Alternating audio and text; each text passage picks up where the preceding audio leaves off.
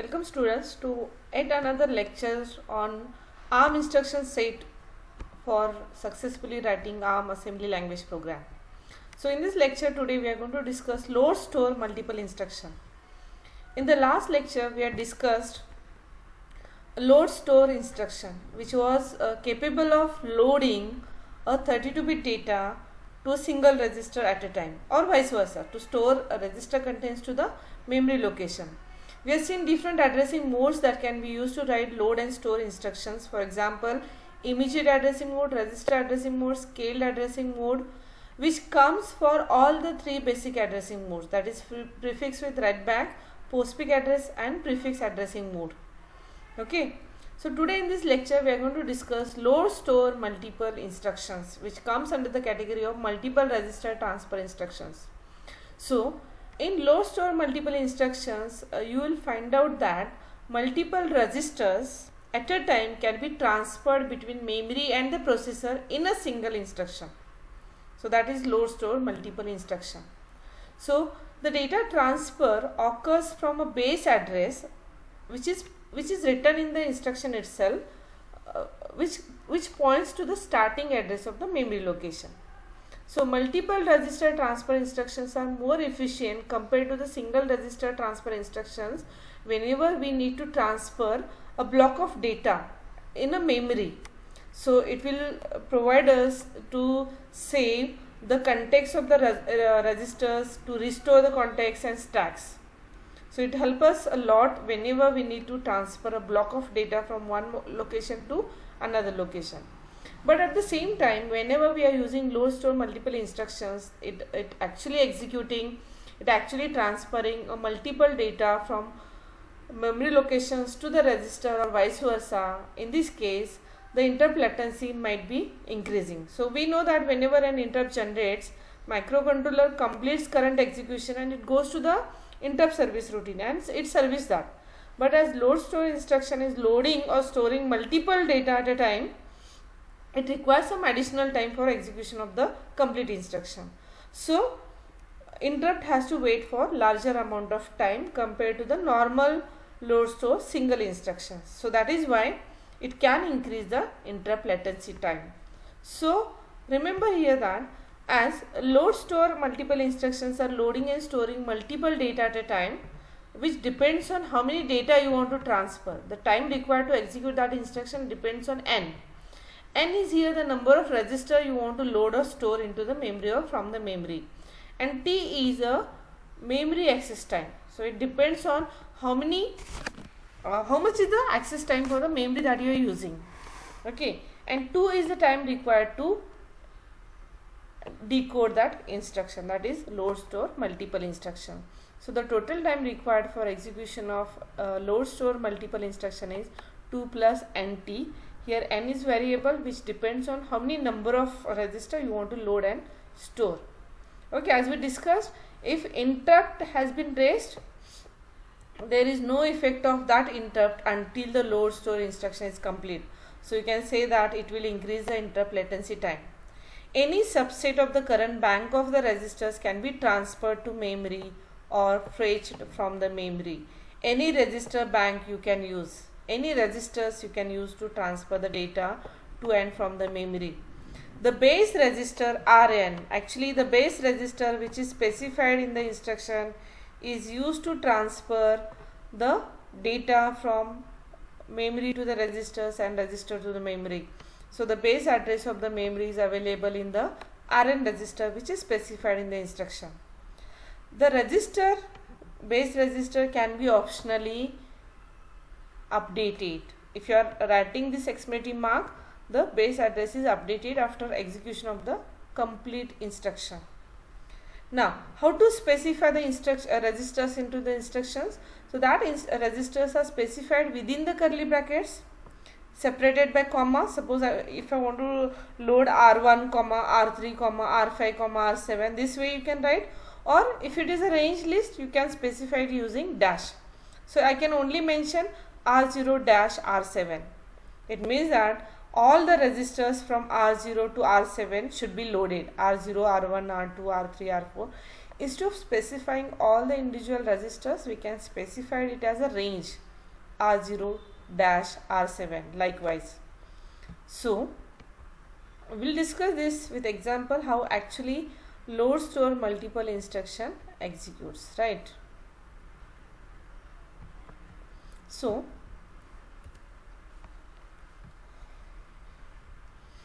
LDM instructions comes with different flavor. Load means we are loading the contents of memory location in some registers. Here multiple registers we are going to load, remember. These are followed by this suffix IA, IB, DA, DB. So what are these all? These are discussed here. We'll discuss it later. Similarly, STM is used to, we have seen that STM is used to store multiple registers onto the memory. So this instruction is again followed by IA, IB, DA, DB. Okay. So for example, what I can write is LDMA R0 write back R1-R3. So what this instruction is supposed to explain is that I want to load R1, R2, R3. As this is the range, it is mentioned only R1-R3, but it is going to load R1, R2, R3 with the memory location which is specified by R0.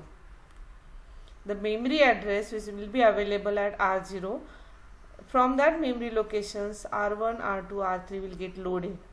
Now how they will be loaded, it is based on the suffix that you are using, whether it is IA increment after, whether it is IB increment before, or whether it is decrement after, or whether it is decrement before.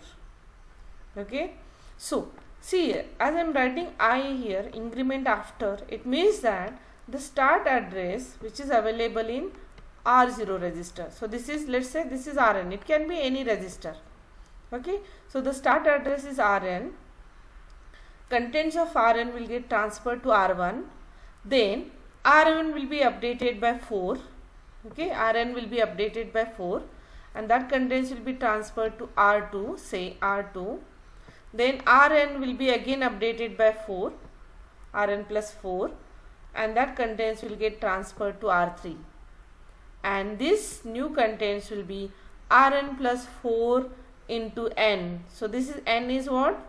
N is 3 in this case. R1, R2, R3. They are loading 3 data into 3 different registers. So the final address will be Rn plus 4 into n. Okay. Similarly, if you are using increment before, it means that the start address will be incremented before the transmission. So Rn plus 4 will be done. Okay. And Rn plus 4 into n will be my next address. Similarly, the end address will be the same thing, Rn plus 4 into n. If I am using decrement after, you will find out that before transferring the data, the address is decremented by 4. Okay, Rn minus 4. Okay, and the contents will get loaded into R1. Then once again Rn minus 4 will be done and the contents will get loaded into R3. Once again decremented by 4 and contents will get loaded into R3. And the end address, the Rn write back will be Rn minus 4 into n. Okay, n depends on how many registers you are loading, 3 in this case. Similarly, decrement before, Rn minus 4. Okay, and the contents will get loaded and the final Rn will be containing this. So we are going to discuss all these suffixes one by one with some simple examples so that we will understand how these instructions actually works, how multiple registers are get loaded in a single instruction execution. Yeah, to understand this, let us assume these are some preconditions. Okay, so let's assume that R0 consists of these address 80010, R1, R2, R3. Let us assume that initially all these registers are cleared, they are all 0. 80010, which is available in R0, let's assume that that location contains these 32-bit data 0801. The next memory location which will be containing 02. The next memory location is now 18 will be containing 03. So you will find out that 101418, these are my consecutive memory location having a difference of 4. ARM is 32-bit register. It means that it can load and store 32-bit data at a time. But every single memory location is capable of storing only 8-bit data. So in order to load 32-bit data, your controller reads 32-bit data at a time. It reads 4 consecutive memory locations at a time. So the first is 10, the next memory location will be 14, and the next memory location will be 18. This is in ascending order. Okay, suppose if you take one more memory location, 18 will be incremented by 4. So it will be 18, 19, 1A, 1B. The next memory location could be 1C in that case. This is all binary, that you have to use hexadecimal numbering system in this case. Now, what I am writing with this precondition is LDMI A, R0, write back, R1-R3. So when this instruction get executed, remember what will happen is that in R0 we have discussed that base address is available 0010, and the contents of that memory location is 0x01. So the contents of 80010 will get transferred to R1 register. So what it means? The contents will get transferred to, these contents will get transferred to R1 register. Then increment after the transmission, RA increment after. So R0 will be now becoming 80010 plus 4, that is 80014, and the next memory location's contents will be transferred to R2 register. Same thing, 14 plus 4, 18, the next data will be transferred to R3 register. As only 3 registers are mentioned in the instruction, only 3 times the contents of R0 will be updated, and the last contents of this will be 8001C. Increment after the transmission of the data. So after transmission, the contents of 18 to R3 register, R0 will be updated. After 18, it will be updated to 1C. Right. So increment after, first transfer the data, load the memory location contents into the register, first register, that is R1 in this case. After loading the data, increment base address, increment R0. Then load that contents to R2 register. Increment after that base register and load that contents to R3 and increment R0 after every load operation. So this is what actually LDMI A, R0, exclamatory mark, that is write back operator. R0 will be updated with the new value. Let us discuss this example in another way. So what is this? This is tabular format representing the memory locations. These are all consecutive memory locations with a gap of 4. Why 4? We discussed that microcontroller is reading 32-bit data at a time. So it is reading, in one cycle it is reading 4 consecutive memory locations. Okay. So in one cycle it will read 80010, 11, 12, 13. In the next cycle it will read these 4 consecutive memory locations, 14, 15, 16, 17, so on. So that is why the gap here is of 4 in every memory location contains. So we discussed, this is my precondition. R0 consists of this and R1, R2, R3 is initially 0. And these are the contents of these memory locations. Now when LDMI A, R0 write back, R1-R3 instruction is executed, what happens is that the contents of this 80010 is transferred to R1, these are transferred to R2 and these are transferred to R3, and this will be incremented and this will be pointing towards 8001C. So this instruction is basically, and this is represented using the tabular format memory. You will understand that the memory here is specified in ascending order. Similarly, suppose with the same preconditions, with the same things, if you are writing LDMI B instruction, LDMI B is increment before. So what will happen is that before loading the first data in R1, whatever are the contents of R0 register 80010, they will be updated by 4. It means that R0 will become 80014 and the contents of that memory location will get transferred to R1. Increment before the transmission. R0 will be incremented before the transmission. Then once again R0 will be incremented by 4. It will become 18 and this data is now transferred to R2 register and this data will be transferred to R3 register. So this is transferred to R3 register and R0 will be updated with this increment before. So as we are not loading the next data byte, R0 is not supposed to increment. It will remain with the last contents, with the last memory location which is loaded into R3 register. Try to understand this fact, remember. This becomes very helpful whenever we need to transfer a block of data from one location to another memory location. Now, this is how LDMIB instruction is shown with the tabular format. As we discussed, 8001C will remain in R0 after execution of the data and R1 will be loaded with this, R2 will be loaded with this and R3 will be loaded with this. Now see, whenever LDMIB is used, the first word pointed to by register R0 is ignored. It is first incremented, okay, and the contents of that are transferred to R1. Increment before loading the data, increment before, that you have to represent, and after execution of the complete instruction, R0 is now pointing to the last memory location which has been loaded in register. But in this case, that register is R3. So my R0 is pointing to 8001C. Okay.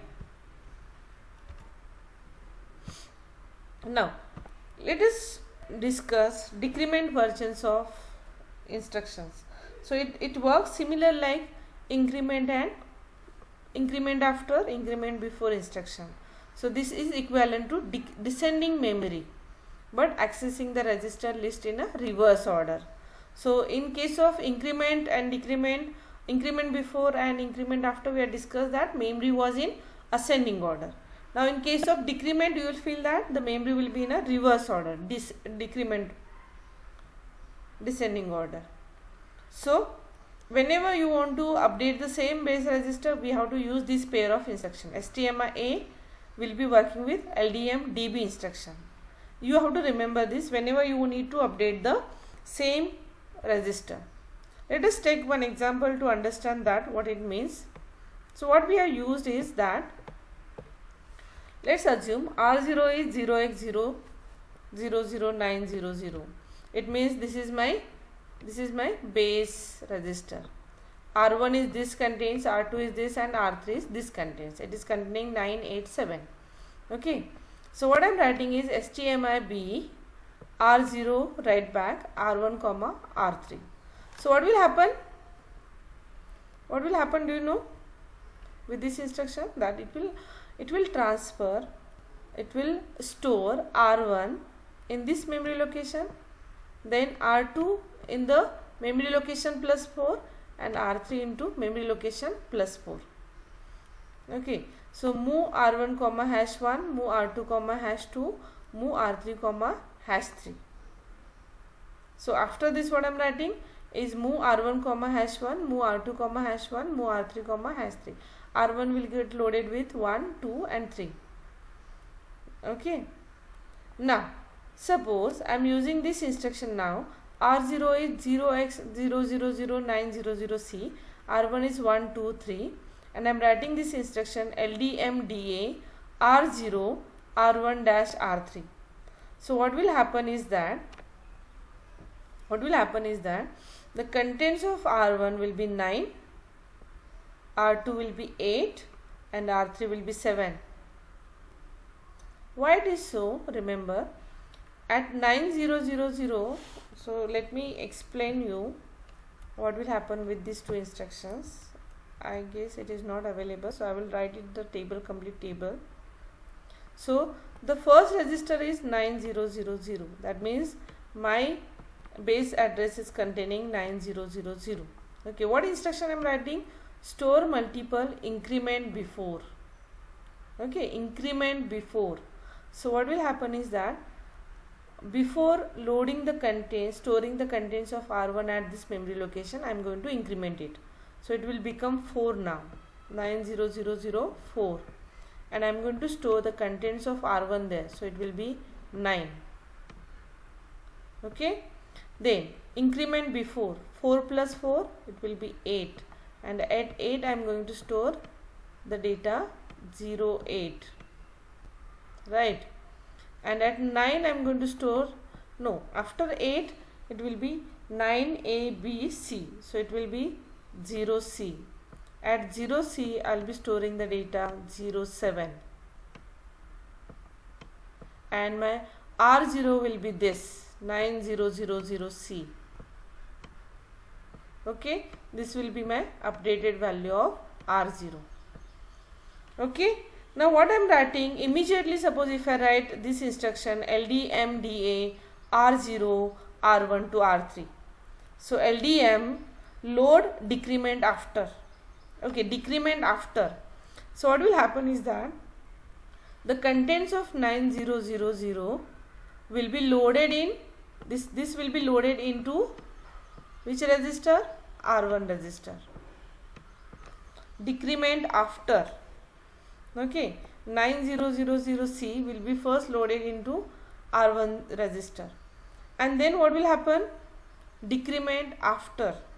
So the contents of R0 will be decremented by 4, so it will become 8.